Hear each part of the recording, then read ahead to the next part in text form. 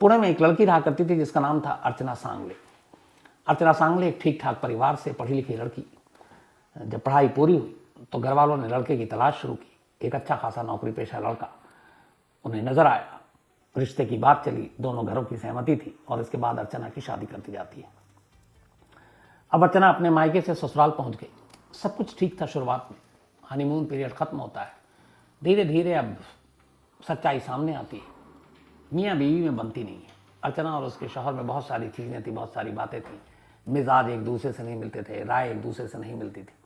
तो शुरुआती नोक झोंक फिर बहस में बदली, बहस झगड़े में तब्दील, और उसके बाद एक ही छत के नीचे रहने के बावजूद दोनों लगभग अनजान से बने रहते। शादी को साल भर बीत गए। इन साल भर में ये रिश्ते में इतनी कड़वाहट आ गई कि पति पत्नी अब शायद एक दूसरे को देखना भी गवारा नहीं करते। शुरुआत में अर्चना को लगा कि सब कुछ ठीक होगा, लेकिन फिर उसे लगा कि शायद ये रिश्ता आगे नहीं बढ़ पाएगा। उसके पति का भी हाल यही था। तो साल सवा साल बीतने के बाद अर्चना ने फिर फैसला किया कि वो इस शादी से बाहर निकलेगी, अपने पति से अलग होगी और एक अपनी नई दुनिया बसाएगी, अपने तरीके से जिंदगी जिएगी। और इसी फैसले के साथ अर्चना अपने पति का घर छोड़ देती है। पति का घर छोड़ने के बाद कुछ दिन मायके रहती है, फिर कहती है कि मैं कुछ काम करूंगी। शादी हो चुकी थी उसकी, अपने पैरों पर खड़ी होंगी, माँ बाप पे बोझ नहीं बनूंगी। और इसी सिलसिले में वो नौकरी ज्वाइन कर लेती है। अब नौकरी ज्वाइन करने के बाद वो आज़ाद थी, पति के साथ नहीं थी, सब कुछ ठीक चल रहा था। इसी दौरान में कहानी करवट लेती है। संतोष नाम का एक नौजवान अर्चना को नौकरी के दौरान मिलता है। धीरे धीरे दोनों करीब आते हैं, दोनों में दोस्ती होती है और फिर दोस्ती प्यार में बदल जाता है। संतोष एक एनजीओ चलाया करता था और साथ में जो सोशल वर्क किया करता था। तो ये बात 2005 दिसंबर की है, शादी को साल बीत चुके थे। अब धीरे धीरे मुलाकात के बाद अर्चना को लगता है कि संतोष उसके लिए बिल्कुल फिट है, सही है, इसी के साथ जिंदगी आगे बिताएंगे। अब दोनों वहीं पुणे में एक घर किराए पर ले लेते हैं और अब साथ में लिव इन में रहने लगते हैं।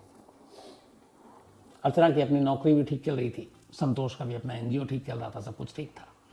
धीरे धीरे रिश्ते में और मजबूती आती है। फिर दोनों तय करते हैं कि आगे जब एक साथ रहना है तो क्यों किराए के घर में अपना घर खरीद लेते हैं। इसके बाद पुणे के एक पॉश इलाके में दोनों मिलकर एक घर खरीदते हैं, एक अच्छा खासा महंगा घर। इस घर में खरीदने के लिए अर्चना के पैसे ज़्यादा लगे थे और संतोष के कम, लेकिन दोनों को साथ रहना था इसलिए उन्होंने कुछ कहा नहीं। अब धीरे धीरे वक्त बीता, घर खरीदा जा चुका, साल भर बीत गए। दिसंबर 2005 में यह घर खरीदा था। 4 नवंबर 2006, करीब करीब साथ रहते हुए साल भर हो चुके थे अब संतोष और अर्चना को। साल भर के बाद 4 नवंबर 2006 की तारीख आती है और एक रोज अचानक अर्चना गायब हो जाती है। संतोष ढूंढता है लेकिन कहीं मिलती नहीं अर्चना। वो उसे घर जाता है, घर पे भी नहीं मिलती। वो घर वालों को बताता है। संतोष के बारे में अर्चना के तमाम घर वाले जानते थे, लेकिन अर्चना का कोई सुराग नहीं मिला। तो संतोष और अर्चना के घर वाले जाकर पुलिस में मिसिंग की रिपोर्ट लिखा देते हैं। पुलिस केस दर्ज करती है, अर्चना की तलाश शुरू करती है। अब अर्चना कहाँ गई, क्या हो सकता है, इस बारे में जब घर वालों से पूछा गया तो घर वालों को लगा कि कहीं ना कहीं अर्चना का जो पहला शौहर, पहला पति है, वो अर्चना की गुमशुदगी के पीछे हो सकता है। क्योंकि अर्चना अब अलग थी, खुश रह रही थी, अपने पैरों पर खड़ी हो चुकी थी, अच्छा खासा घर ले लिया था। ये बात उसके पति को शायद नागवार गुजरी और पति बदला लेना चाहता है। तो घर वालों ने ये सारी कहानी बताई। पुलिस को भी लगा कि हाँ, मोटिव तो है, पहला पति शायद गुस्से में होगा। एक तो वो छोड़ कर गई, उसके बाद वो खुशहाल जिंदगी जी रही है, उसको बर्दाश्त नहीं हुआ, इसीलिए उसने उसको गायब कर दिया।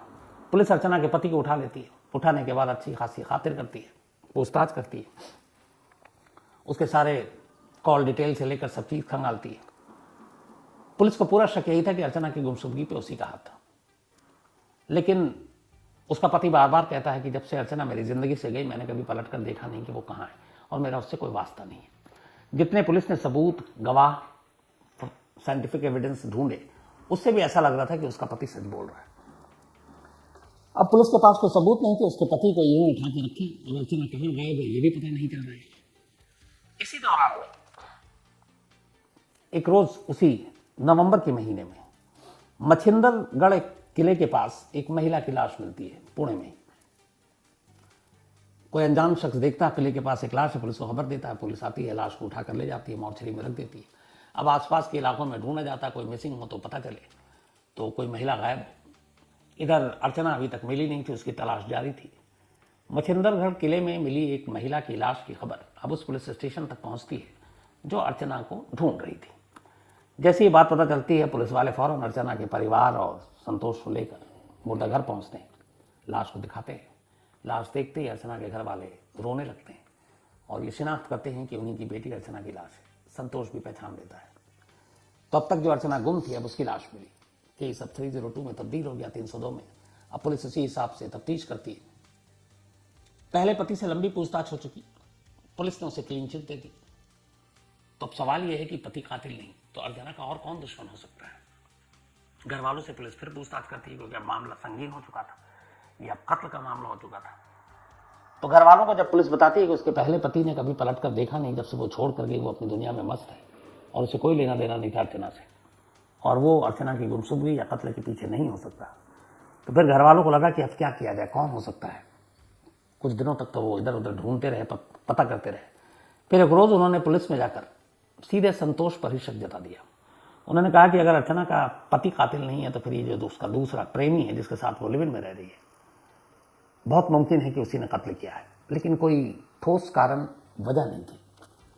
लेकिन और उनके पास कोई दूसरा रास्ता भी नहीं, तो उन्हें लग रहा था कि कोई और न उसकी दुश्मनी किसी से, न कोई और किसी को मतलब। अब जब संतोष का नाम आया तो फिर पुलिस ने संतोष को उठाया। अब संतोष की खातिर हुई, उससे लंबी पूछताछ हुई, लेकिन संतोष की भी सारे कॉल डिटेल, तमाम गवाह, सारी चीज़ें पूछी गई। उसने जो जो बयान दिए वो सब मैच कर गए और कोई ऐसी चीज़ पता ही नहीं चली जिससे ये लगे कि संतोष गुनहगार है। अर्चना के पहले पति की जो पूछताछ का नतीजा निकला, सेम वही अर्चना के प्रेमी संतोष की पूछताछ का नतीजा निकला। कोई ऐसा सबूत पुलिस के हाथ लगा नहीं जिससे साबित हो सके कि अर्चना के कत्ल के पीछे या तो उसके पति का हाथ है या फिर उसके प्रेमी का। बिना सबूत के आप ज्यादा दिन तक हिरासत में भी नहीं रह सकते। तो बिना सबूत की वजह से पुलिस को आखिरकार पति की तरह ही अर्चना के प्रेमी को भी छोड़ने के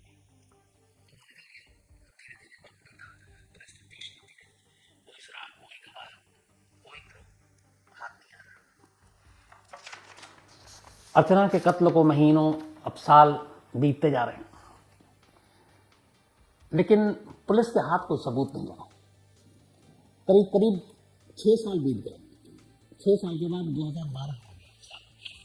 2012 के बाद इस दौरान में पुलिस देखने के लिए रिव्यू मीटिंग होती है। तो पुराने केस में हर स्टेट हर शहर में ऐसा होता है कि अच्छा कुछ ऐसे केस जो सॉल्व हो, उनका स्टेटस क्या है, तो उस पर मीटिंग होती है। तो जब भी इस तरह की मीटिंग होती तो ये अर्चना का भी केस सामने आता कि अब तक सुलझा नहीं है, तो उस पर स्टेटस रिपोर्ट मांगा जाता। अब चूंकि सस्पेक्टेड दो ही थे, अर्चना का पति और उसका प्रेमी, तो उन दोनों के बारे में भी कुछ मुखबिरों के जरिए खबरें निकालती पुलिस, लेकिन कोई फायदा नहीं है। लेकिन इसी दौरान 2012 पुलिस को पता चला कि जो घर अर्चना ने अपने प्रेमी संतोष के साथ मिलकर पुणे के एक पोश इलाके में खरीदी थी, वो घर दो लोगों के नाम पर थी, अर्चना और संतोष, यानी ये ज्वाइंट ओनर थे। अब इस घर को संतोष नहीं बेच सकता था जब तक कि अर्चना अगर जिंदा होती तो सहमति से। अब वो है नहीं, तो बहुत सारी कानूनी चीज़ें हैं। हालांकि वो रास्ता निकल सकता था कि अर्चना मर चुकी है तो फिर एक मुर्दा साइन करने तो आएगा नहीं, लेकिन उसके कानूनी रास्ते होते हैं। लेकिन हुआ यहाँ ये कि मुखबिरों के जरिए पुलिस इस केस में तो लगी हुई थी। 2012 में पता चला कि अचानक उस घर को, जिस घर को अर्चना और संतोष ने खरीदा था, वो ट्रांसफर हो गया संतोष के नाम पर। और ये ट्रांसफर किसी और ने नहीं किया, खुद अर्चना ने किया है। अर्चना ने बाकायदा कानूनी पन्नों पर ये दस्तखत किया और कहा कि ये जो प्रॉपर्टी है ये पूरी तरह से मैं संतोष के हवाले कर रही हूँ, मेरा इसमें कोई दखल नहीं। तो एक प्रॉपर्टी, और ये पुलिस की इन्वेस्टिगेशन में सारी चीज थी शुरू में कि ये घर लिया, दोनों ने मिलकर लिया, दोनों ने बराबर पैसे दिए। इसमें अर्चना के पैसे ज्यादा थे, इवन अर्चना के घर वालों को ये बात मालूम थी। लेकिन ज्वाइंट ओनर थे दोनों, मालिक दोनों बराबर थे। अब लेकिन अर्चना की मौत के 6 साल के बाद अचानक ये पता चल रहा है कि वो घर अर्चना ने संतोष के नाम पर ही कर दिया और अपने आप को मालिकाना हक से हटा लिया। अब एक मुर्दा 6 साल बाद जिंदा हो और उसके बाद वो साइन करे कानूनी पन्नों पर, रजिस्ट्री के पेपर पर, तो ये बात अजीब लगती है। अब इसमें एक ही चीज़ निकल कर आता है कि या तो फिर अर्चना जिंदा है, मौत का नाटक किया। अब पुलिस को भी लगता है ये क्या है, मामला क्या है। पुलिस तफ्तीश करती है। अब यहाँ पे भी तफ्तीश ऐसी होती है कि एक मर्डर और एक प्रॉपर्टी के केसेस को आमतौर पर हमारे यहाँ बड़े हल्के तरीके से लिया जाता है। ठीक है, जांच होगी, पन्ने देखेंगे और इतने सारे दस्तावेज, ये स्टैम्प, वो साइन, किसके नाम पे, पुराना मालिक मकान कौन है, तो नया कौन है, ज़मीन किसकी है, रजिस्ट्री किसके नाम पर है, फ्री होल्ड है, बहुत सारे चीज़ें हैं जो इन ज़मीन जायदाद के चक्करों में पड़ते हैं, उन्हें बेहतर पता होगा।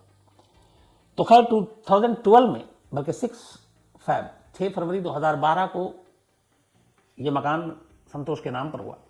अब पता चला, परिवार वालों ने भी कहा कि ये क्या है और कैसे ये हक मिल गया उसको, और कैसे अर्चना जो 6 साल पहले ही, बल्कि कानून की किताबों में भी मर चुकी है क्योंकि एफआईआर दर्ज है, वो कैसे दस्तखत कर सकती है।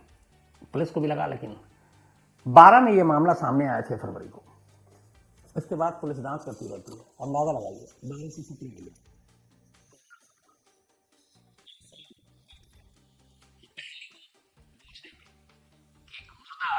जिंदा बनकर कैसे एक प्रॉपर्टी के पेपर पर साइन कर सकती है। इस दौरान में फिर पुलिस ने, उस वक्त जब ये बात आई कि प्रॉपर्टी के नाम हुआ, फिर संतोष को उठाया था, पूछताछ की थी, पर संतोष ने कहा कि जो भी उसने अपने बयान दिए, सबूत कुछ था नहीं, क्योंकि प्रॉपर्टी का केस अलग है, कत्ल का अलग है, फिर उसको छोड़ दिया।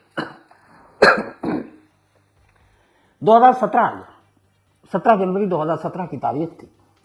पुलिस को एक जानकारी मिली मुखबरों से, पता चला कि जिस पेपर पर साइन करवाया संतोष ने और जो प्रॉपर्टी उसने अपने नाम करा ली, जो कि ज्वाइंट होल्डर थे, वो अर्चना ने साइन नहीं की। अर्चना नाम की एक, जो अर्चना का पूरा असली नाम था, अर्चना सांगले, अर्चना सांगले के नाम पर उसने एक अपनी महिला मित्र को तैयार किया। बाकायदा अर्चना सांगले के नाम पर सारे डॉक्यूमेंट्स बनाए फेक, सारे उसके आईडी, सारे उसके आधार से लेके जितनी भी चीज़ें। और इसके बाद जब ये थोड़ा सा मामला ठंडा हुआ, उसने फिर वकील पकड़े और जाकर रजिस्ट्रार ऑफिस में जो महिला थी अर्चना सांगले, उसको खड़ा किया और उसी की मौजूदगी में ये बताया कि यही अर्चना है जो प्रॉपर्टी के हम दोनों बराबर के पार्टनर हैं, और फिर साइन वैन करा लिया। अब उससे इसको ये फायदा था कि अब ये मकान उसके नाम पर हो गया। तो ये जो फेक अर्चना, एक फर्जी अर्चना की जब कहानी पुलिस को पता चली, इसी के बाद 17 जनवरी 2017 को पुलिस संतोष को गिरफ्तार करती है। गिरफ्तार तो करती है एक फर्जीवाड़े के केस में, लेकिन पुलिस को मालूम था कि इस फर्जीवाड़े का केस कहीं ना कहीं जाकर किसी और मोड़ पर मिलेगा, और वही हुआ। फर्जीवाड़ा का केस था। इस बार पुलिस के पास कम से कम एक हल्की ही धारा में पुख्ता केस संतोष के खिलाफ था। पुलिस ने उसे गिरफ्तार किया और फर्जीवाड़ा के केस से होते होते अब अर्चना के कत्ल के केस पर आ गई। इस बार उससे अच्छी खातिरदारी की गई और फिर उससे लंबी पूछताछ हुई, और आखिरकार 10 साल के बाद अर्चना की मौत के, बल्कि लगभग 11 साल होने वाले थे, संतोष ने पहली बार सच बोला। उसने कहा कि जब 2006 में, बल्कि 5 में ही वो दोनों मिले, फिर दोनों लिव इन में रहने लगे, दोनों ने तय किया कि वो आगे की जिंदगी साथ काटेंगे। फिर उन्होंने कहा कि हम किराए पे घर पे क्यों रहें, तो पॉश एरिया में एक पुणे के घर लिया, उसमें हिस्सेदारी ज़्यादा थी अर्चना की। घर लेने के बाद दोनों रहने लगे, लगभग साल भर साथ रहे। इस दौरान में अब संतोष को ये लगा कि इलाके में प्रॉपर्टी की कीमत बढ़ रही है, तो इस मकान को बेच देते हैं और कहीं चलते हैं। अर्चना इस बात के खिलाफ थी, वो चाहती थी कि नहीं, बहुत मुश्किल से घर लिया, यहीं रहेंगे, ये अच्छा इलाका है। लेकिन संतोष को पैसे चाहिए थे, और उसे ये भी पता था कि इस मकान में ज़्यादा हिस्सेदारी अर्चना की है, तो बेचने से थोड़ा पैसे ज़्यादा मिलेंगे। अर्चना इस बात को मानती नहीं थी। इस चीज़ को लेकर दोनों में अब झगड़ा शुरू हो गया, वो प्यार मोहब्बत से बहावा हो गई, और आखिरकार नवंबर 2006 में एक रोज घुमाने के बहाने संतोष अर्चना को बाहर ले जाता है।